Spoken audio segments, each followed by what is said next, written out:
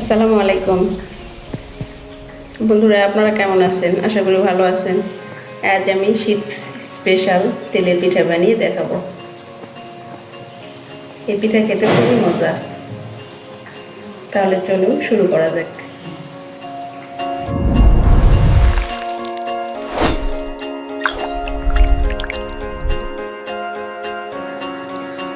এই পিঠাটা তৈরি করার জন্য প্রথমে আমরা গুড়ের সিরাপটা তৈরি করে নেব।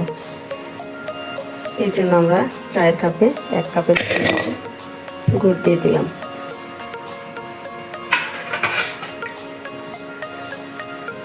এই কাপেরই 1 কাপ পানি, আমরা 2-3 টেবিল চামচের মতো পানি দিয়ে দিলাম।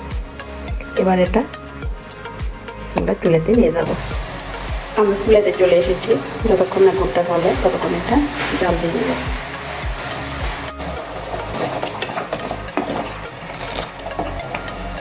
আমাদের গুড়ের সিরাপে বলক চলে এসেছে এবং সব গুড় গলে গেছে। এবার চুলাটা বন্ধ করব। এবার এই গুড়ের সিরাপটা ঠান্ডা করে নেব। ঠান্ডা হতে হতে ততক্ষণে আমরা অন্য কাজগুলো করে নিই। গুড়ের সিরাপটা ঠান্ডা হতে হতে আমরা পিঠার মিশ্রণটা রেডি করে নিব। এর জন্য প্রথমে দিব চালের গুঁড়ো 1 কাপ আর 1/2 কাপ, সর্বমোট 1.5 কাপ চালের গুঁড়ো দিলাম। এটা হচ্ছে ভেজা চালের গুঁড়ো।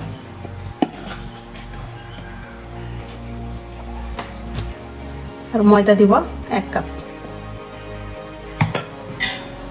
এবার এই মিশ্রণটা ভালো করে মিশিয়ে নেব।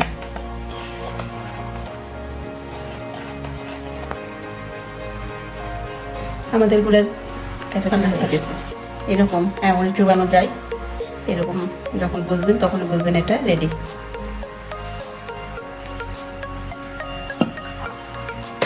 এই মিশ্রণ থেকে আমরা কিছুটা তুলে রেখে দিয়ে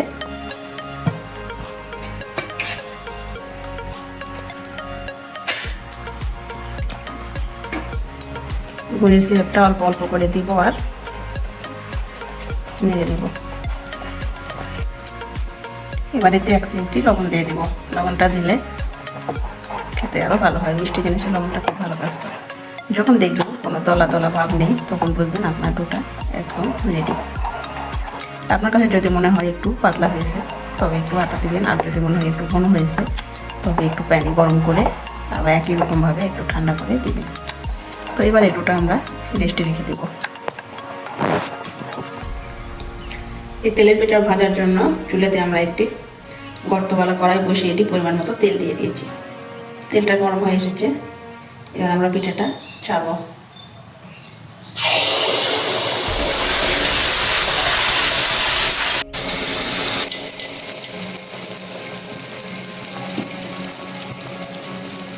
দেখুন বন্ধুরা, পিঠাটা কি সুন্দর ফুলেছে। চালের গুঁড়োর সাথে এরকম ময়দা দিয়ে পিঠা ভাজলে পিঠা খুব নরম হয়। আপনারা যদি একটু শক্ত টাইপের খেতে চান তাহলে শুধু চালের গুঁড়ো দিয়ে ভাজবেন।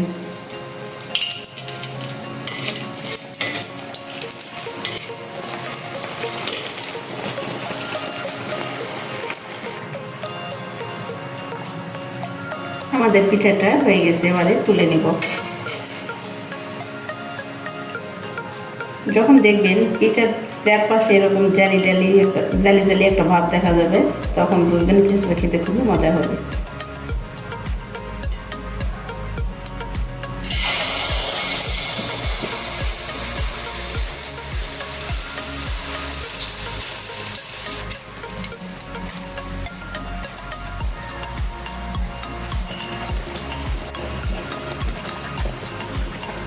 এই পিঠার মিশ্রণটা আমি 1 ঘন্টা রেস্টে রেখেছিলাম।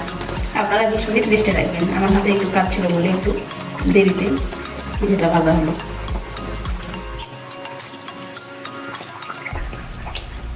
আমাদের এই পিঠাটাও হয়ে গেছে। এবার আমরা এই পিঠাটাও তুলে নেব। আপনারা এভাবে সবগুলো পিঠা ভেজে নেবেন। আমাদের এই পিঠাটাও হয়ে গেছে। এভাবে আমরা সবগুলো পিঠা ভেজে নেব। আমরা এভাবে সবগুলো পিঠা ভেজে নিয়েছি।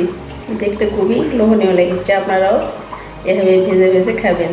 আর আমার এই রেসিপি যদি আপনাদের ভালো লাগে তাহলে অবশ্যই লাইক কমেন্ট এবং শেয়ার করবেন। আর প্লিজ আমার চ্যানেলটি সাবস্ক্রাইব করবেন। আমাদের অঞ্চলে এটাকে তেলে পিঠা বলে, কোনো কোনো অঞ্চলে পোয়া পিঠা বলে। আপনাদের এলাকায় এটাকে কি পিঠা বলে অবশ্যই কমেন্টে জানাবেন। আজ এখানেই শেষ করলাম। পরবর্তীতে নতুন কিছু নিয়ে আসার জন্য সে আশায় থাকবো। আল্লাহ হাফেজ।